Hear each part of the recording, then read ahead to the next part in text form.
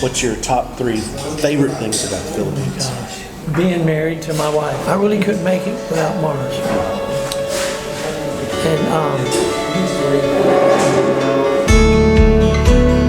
And welcome to a new video from the G5 Family channel. As you can see, we're in new surroundings, or different surroundings, I should say.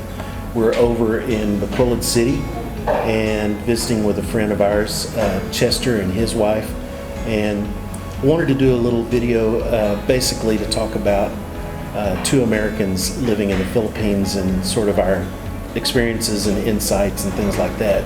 I've been here a little over 4 years. Chester's been here a little over 3 years. So anyway, his name is Chester. He and I lived in Nashville, Tennessee before coming to the Philippines. And the way Chester and I know each other, what year did you move in?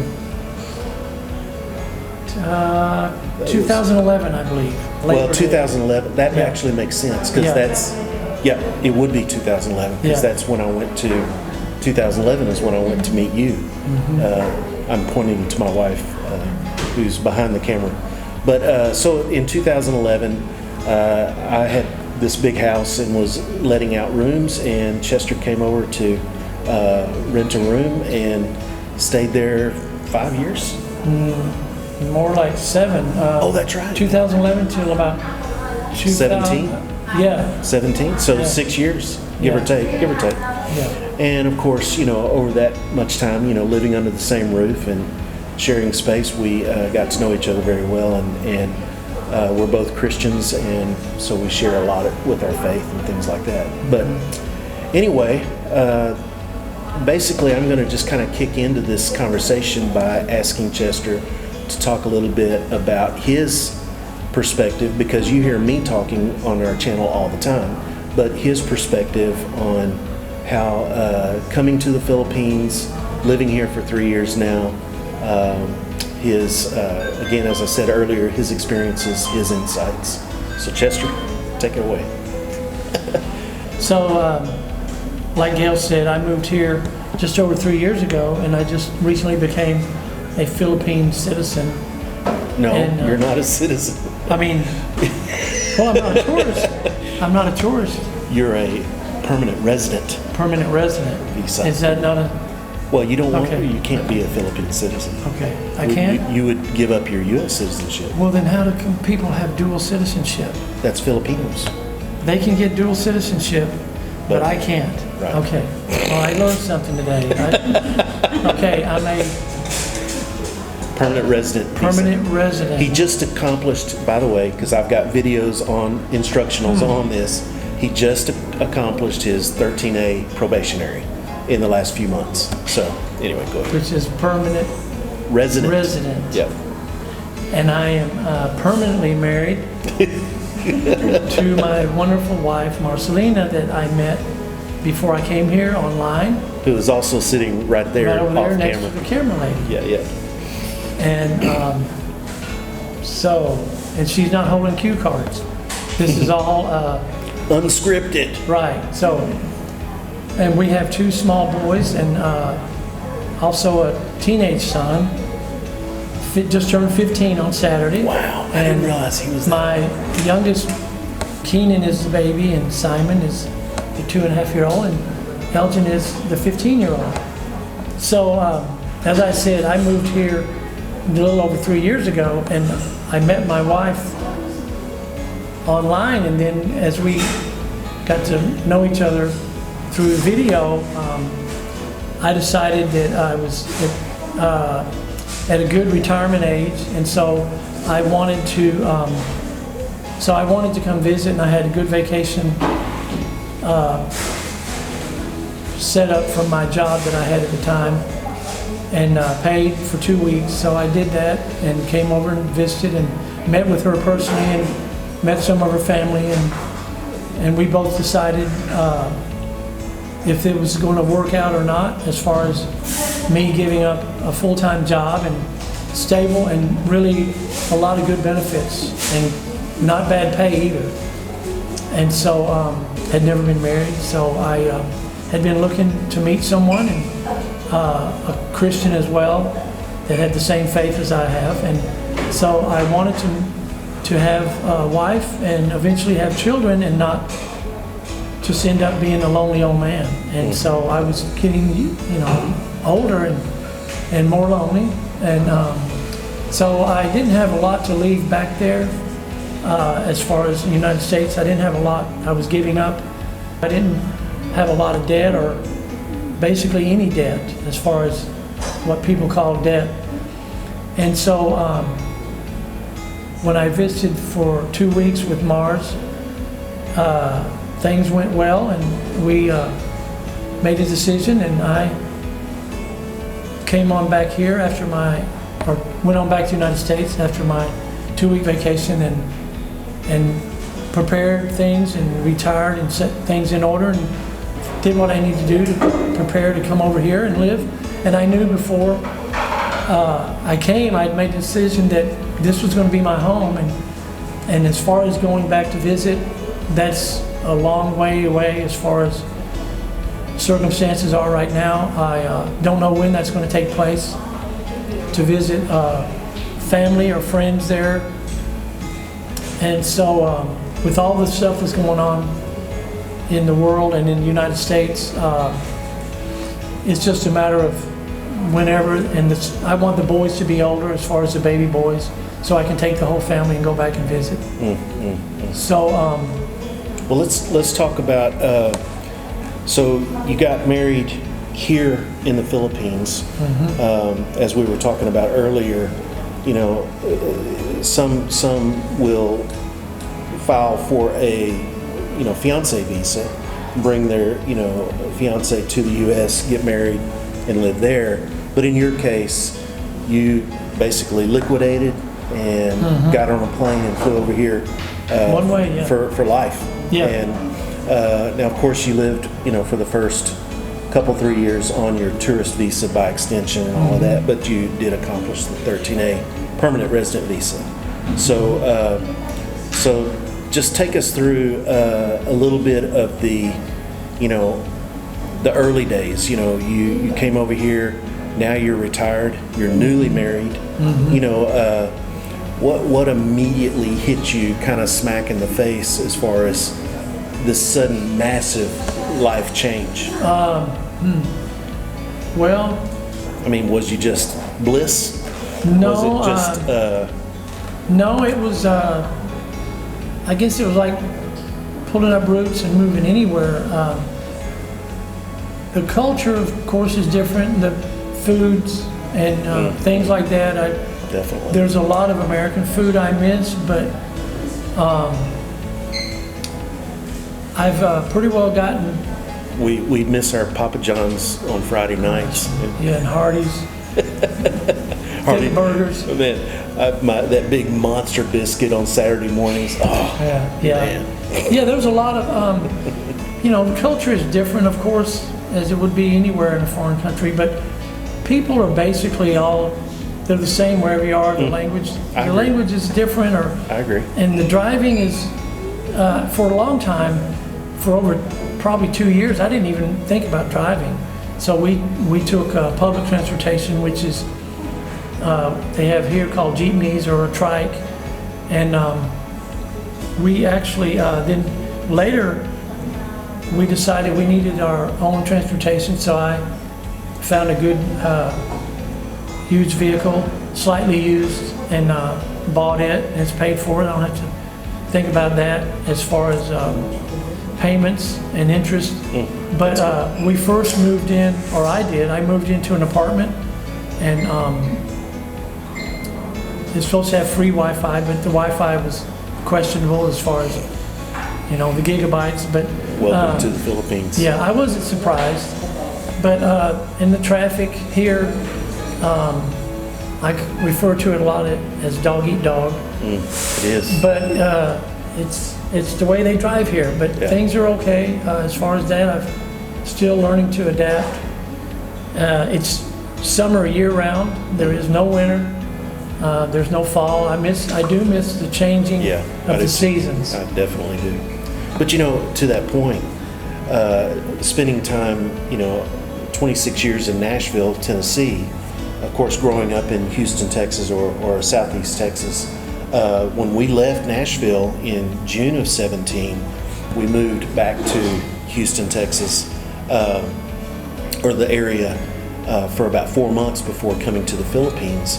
And the reason why I say that is to say that, for us, the temperatures here are actually mild in comparison. I mean, in Nashville, it can hit 100 plus degrees Fahrenheit. And the heat. And the humidity, whereas here in the Philippines, the temperature usually tops out, in the mid to upper 90s, which is hot, by the way. But, my point is in Nashville and Texas, during the hottest part of the summer, I should say, but the difference there, especially Nashville, but not quite as much in Texas, is at least you do get a break. You get, towards October, November, it starts getting colder and usually rainier. Yeah, rainy. And then, through January, February, and then it starts, warming up pretty quickly in March and April. But at least you get that cool break, where here in the Philippines, nada. Let's take a break and we'll order a coffee and we'll come back in just a minute.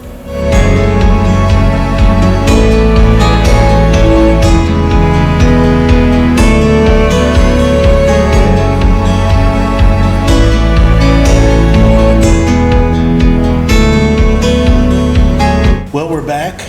We got our coffee. And our buko. Chester opted for some buko, which, by the way, that's coconut. So, by the way, we want to thank our new friends here at Little Farmers Coffee. They were very gracious to let us use their space to do this video. So I just definitely want to make mention, and we'll drop a link to their Facebook page in the description. So, here in Bacolod City, Negros Occidental, Philippines. Lupez East. That's the part of town we're in. Oh, okay. All right, so before we took our little break, now that you've told us the story, kind of how you got here, the things that you did early on, so after 3 years, I'll ask you this way. If you had the choice, if you had all the money in the world and you had the choice, would you live in the Philippines or would you live in the U.S.? That's... politics aside. Well, if there was no barrier as far as money at all, like not even a question about how I was going to pay rent or bills or anything. I don't really know. I've thought about that before. I don't know. I think I would, and this is of course just guessing because hypothetical. I think I would live here part of the year and then live in the U.S. part of the year. A lot of people because I could do what I wanted to as far as seasons are. Maybe come half a year. I don't know. We talk about going at Thanksgiving and staying through Christmas. Yeah, till the new year. And coming back, early January or something like that. My answer to that question is I'm really content here in the Philippines. Aside from going home for 5 or 6 weeks to visit with family and go to Walmart and go to Sonic and Taco Bell and and some of the nicer restaurants. And Cracker Barrel. Yeah, you have a thing for Cracker Barrel. Man, it's like Southern food. And Cracker Barrel's fine. I can take it or leave it, but here the culture of the teenagers, they don't have available as far as the negative and bad things and available here. It's just not there in the culture. I would actually differ with you on that. It's available, but it's harder to find. Yeah, it's not on the level of what the United States has. And you're not going to run into it as much at school and things like that. Or right around, in your community and down the street. And now, there's alcohol here, but as far as the drugs that are available in the U.S. to the children and then available here, but the availability is not near as easy and accessible as it is in the United States. Right. Okay, so I guess the final question I would have for you: do you like it? Do you like living here? Yeah, it's fine. It's still new. A lot of it's still new. I guess it's different for everybody. What's your top 3 frustrations? The driving right away. You're always complaining, it's still hot. The weather does. The weather is definitely a challenge, especially on the bad days. Today is not bad at all. It's been a little rainy, but it's overcast and it's not hot at all. That's number 2, and then number 3, the normal here is nobody's in things that would in the U.S. it would be like, oh yeah, that's right here. We can do that right now, or that's available. Yeah, here it is. It's not that way with everything here, and I don't know. It's more of an excursion, more of a It's to go do something takes some planning and takes some thinking it out, and I agree. So I don't know if I'll get used to that. That if you can get used to it, I don't know when, if I will, but time will tell. And I don't really, if you could say, do you miss the United States? I don't miss it in so many terms as I could. And as far as homesick, I don't get homesick. I look at this as my permanent home, and I came over here with that attitude that, that's where I'm going to be the remainder of however many years, and I expect it'll be a lot of years. That's my intention. It'll be a lot of years that I'll remain. Okay. What's your top 3 favorite things about the Philippines? Being married to my wife. Wow. She's right over there. Good answer. Because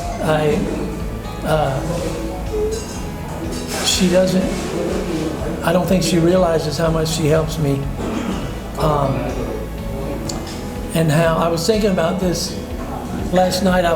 Some nights I'll just wake up and I can't sleep. Not very often, but I can't, and I'm not complaining. That's fine, because it gives me time to think and, like what I call, rewind the tape and look at things. And so last night I was just thinking about, and this is not a cliche, but I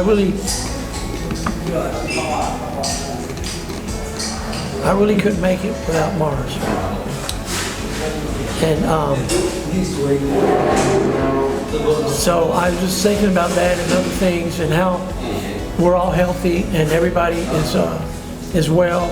And we've had, just a couple of little minor things with the boys. When our new baby, Keenan, he had just a couple of basic little things that babies have, maybe a sniffle or a cough. And fortunately, we have a family member. Mars has a family member, and we can get online and send him a message on Facebook, and he can tell us or even give us a prescription over the phone. And so we can take that, and she can show it. We don't have to go in to do no doctor's visit or office visit, none of that. Right. And he's nearby, and but we just have everything we need. Sure, we have some things, some challenges, and but God's been faithful, and It sounds like your top 3 all in one answer. Yeah. Mars, and Mars. Well, I can concur. I shouldn't talk so nicely about her in her presence. No, I'm just kidding. But she's gonna blush. You can't see it. No, she's like, baby love. But yeah, I would agree with you. My friend Calvin, I was telling you guys about earlier, he says, Gail, you need to talk about, you guys are the dream come true. You guys are the success story. You need to talk. You need to let people know that it can, be good. That it can be, great. And we're going to have our 10-year anniversary this year, which is incredible. And so yeah, I can definitely agree with you. Well, hey, this has been fun. This is our first time. We may do this, once a month, maybe not in person every time. But I think it's good for folks who watch our videos to get a little bit of an insight into,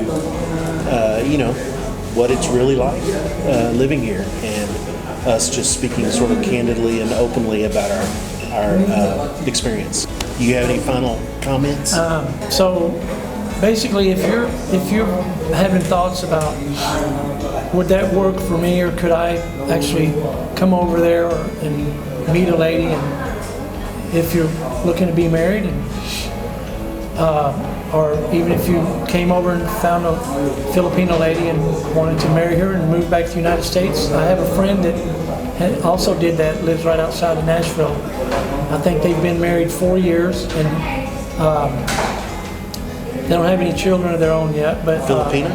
Yeah, he's American. He came over here, not to this city, but another city, and married. I think they got married here in the Philippines, and then, but he took her back over to live in the United States. Okay. And Greg and Clindy is her name. And so if that's a possibility that you thought about, then I would say go for it and do it. It's the best thing I've ever done, and so. Well, cool. All right. Well, thanks, Chester. I appreciate you doing this, and I think we'll probably try to do this once a month or so, and we'll try to find some things that are interesting to talk about. But with that, we'll close it out. Thanks, guys, for watching. We'll see you in the next video. Have a good day.